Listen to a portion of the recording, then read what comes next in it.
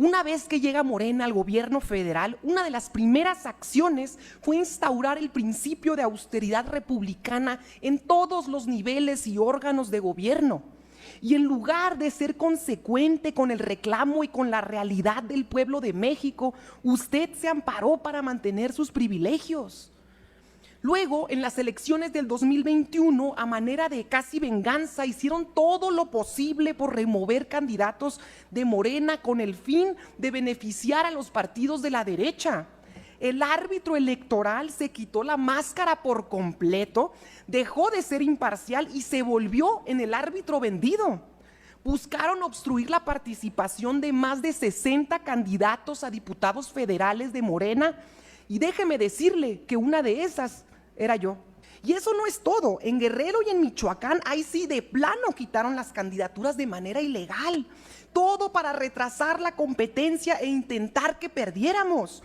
Pero aún así, pese a ustedes, el pueblo nos refrendó su confianza.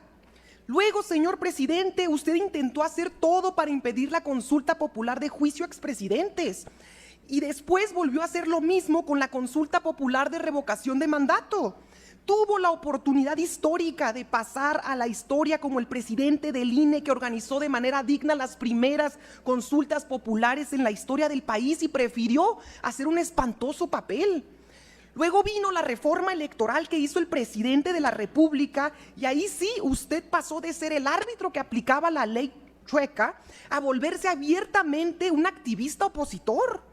Se montó en una falsa narrativa clásica de la derecha de peligro en México junto con el PAN, con el PRI, con el PRD y con el MC y permitió que el INE se convirtiera en la trinchera de la derecha. Fungió como el vocero de la oposición con el afán de no perder sus privilegios. Y todo lo que ha dicho usted en sus entrevistas y giras sobre el Plan B es mentira.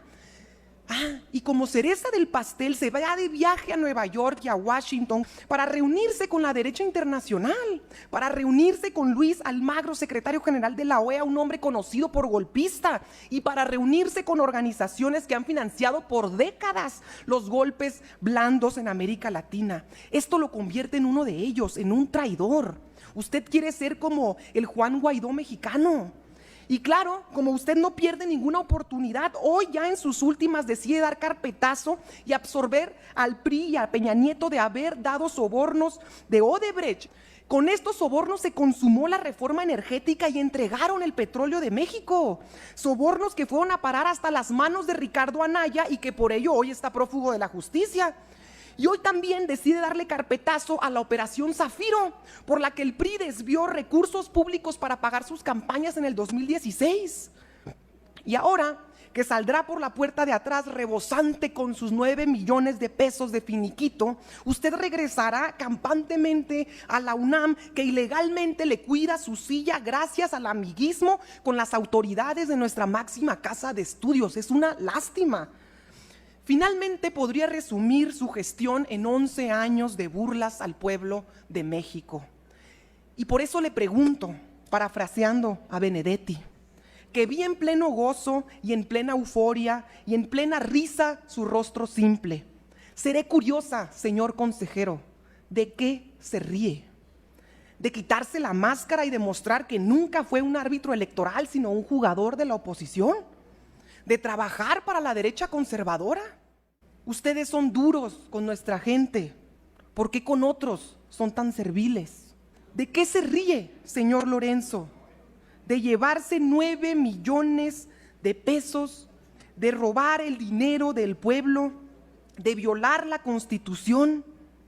Seré curiosa, señor consejero, ¿de qué se ríe? Y como no le deseo mal a nadie, y deseo que siga manteniendo esa sonrisa allá en el basurero de la historia. Hasta nunca. Es cuanto.